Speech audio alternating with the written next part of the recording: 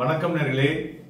இந்திய சந்தைகள் இரண்டாவது நாளாக அதிகரித்து மேலும் ஒரு ஸ்ட்ராங் நோட் 25,000க்கு மேலே சென்று கிட்டத்தட்ட ஒரு 7 மாதத்தினுடைய உச்சிக்கு மேல் தொட்டிருப்பது குறிப்பிடத்தக்கது.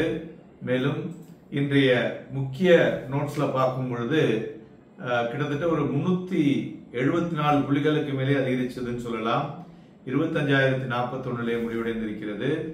அது மாதிரி இன்னைக்கு ஹையஸ்ட் வந்து 25,062 வரையும் போச்சு.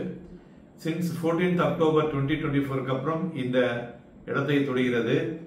On the day of weekly எக்ஸ்பைரியில பார்த்தோம்னா நிப்டி வந்து ஒரு 28 புள்ளிகள் ஓபன்ல அதிகரிச்சு அதுக்கப்புறம் ஒரு sharp swing on both side சொல்லலாம். ஃபர்ஸ்ட் ஹாஃப்ல, செகண்ட் ஹாஃப்ல தான் ஒரு டெசிசிவ் அப்வர்ட் சர்ஜ் வந்தது.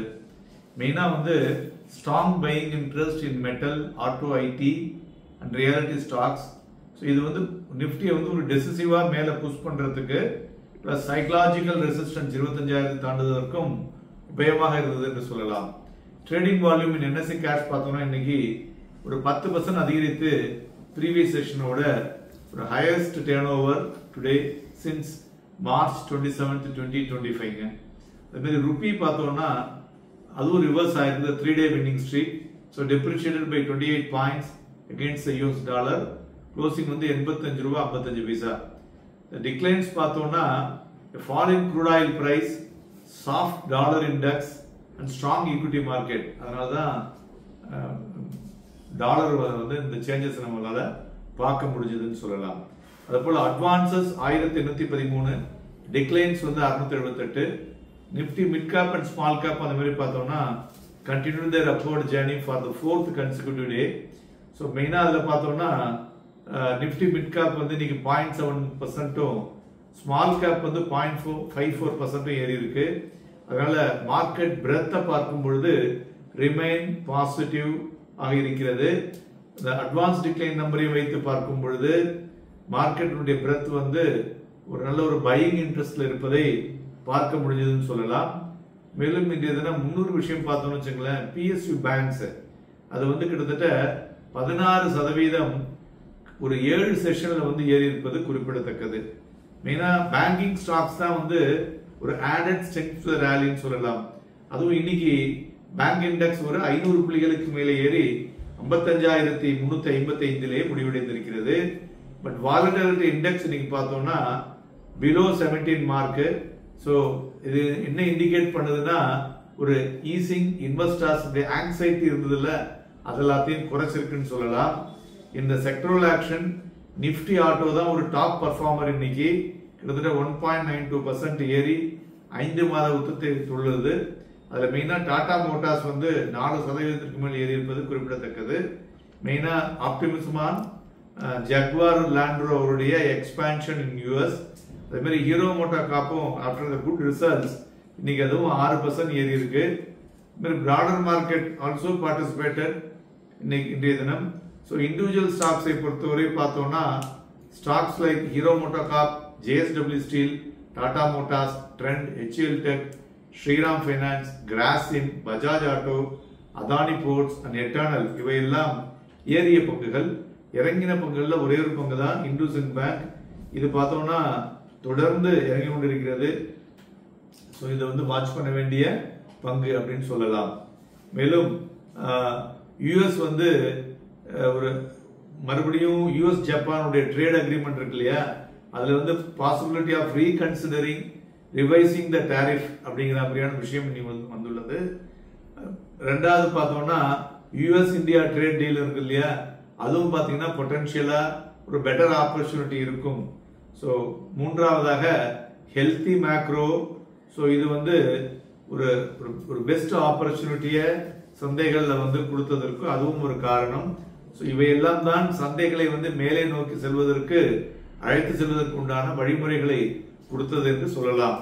மேலும் இன்றைய தினம் பார்த்தோம்னா கிட்டத்தட்ட 890 ஸ்டாக்ஸ்ல வந்து டிக்ளைன் ஆனாலும் 72 வந்து ரிமைன் அன்சேஞ்சு. 59 ஸ்டாக்ஸ் வந்து 52 வீக் ஹையை தொட்டிருக்கு. 11 ஸ்டாக்ஸ் வந்து 52 வீக் லோ. இன்றைய தினம் பார்த்தோம்னா 175 ஸ்டாக்ஸ் வந்து locked in upper circuits and 27 in lower circuits சொல்லலாம். பிளாக் டீலை பொறுத்தவரை பார்த்தோம்னா NTPC, PB Fintech, then Max Health Care. அதுபோல் வோடஃபோன் ஐடியா வந்து அவங்களுடைய ப்ரெஷரை வந்து ஒரு 30,000 கோடியை வந்து குறைக்கிறதுக்கு they are expecting some relief from the Supreme Court. அவங்களுடைய கைடன்ஸை கேட்டிருக்காங்க. அது த்ரூ ஆச்சுனாக்கா it is positive for Vodafone Idea அப்படின்னு சொல்லலாம். மேலும் இன்றைய தினம் சந்தைகள் காலையில் ஓப்பனிங் பார்த்தோம்னா 24,694, நேற்று கூட ஒரு 30 புள்ளிகள் அதிகரிக்கும்னு சொன்னேன். அதுக்கப்புறம் பார்த்தீங்கன்னா ஒரு 10-10.15 பார்த்தோம்னா டுடேஸ் லோ 24,494 வரலையும் வந்தது. அப்புறம் ஒரு மாதிரி ஒரு ஸ்டெபிளைஸ் ஆனது பார்த்தோம்னா ஆஃப்டர் ஒரு மணிக்கு அப்புறம் மார்க்கெட் வந்து கிடுகிடுன்னு ஏறினது 25,116.25. ஸோ இன்னைக்கு பார்த்தீங்கன்னா 24,500 வச்சுக்கலாம். அதுலேருந்து பார்த்தோம்னா ஒரு 616 புள்ளிகள் ஹையஸ்ட் இந்த இன்ட்ராடேல சந்தைகள் வந்து ஏறி இருப்பது குறிப்பிடத்தக்கது. அதுபோல நிப்டி ஃபியூச்சர் வால்யூம் பார்த்தோம்னா இன்னைக்கு 1.39 crores and bank Nifty future volume பார்த்தோம்னா இன்னைக்கு வந்து 16 lakhs தான் நடந்திருக்கு. ஸோ மெயினாக short term trend of the Nifty பார்க்கும்பொழுது ரிமைன் வந்து ஒரு பாசிட்டிவ்னு சொல்லலாம்.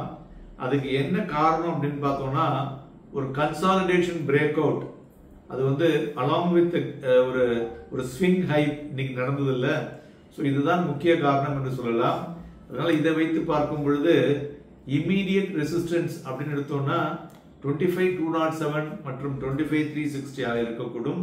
பட் ஒரு ஷார்ட் டேர்ம் ஹை அப்படின்னு பார்த்தோம்னா 25,690 வரலையும் செல்லக்கூடிய வாய்ப்புகள் இருக்கும். மேலும் இந்த derived from 76.4% ஆஃப் ரீட்ரேஸ்மெண்ட்ல ஃபிப்னாக்கில எடுத்தோம்னு வச்சுங்களேன், அதாவது 26,277 to 21,743 அதுல பார்க்கும் பொழுது மறுபடியும் எகைன் இந்த டவுன் சைடு பார்க்கும் பொழுது 24,800 இமீடியட் சப்போர்ட்டாக இருக்கும்.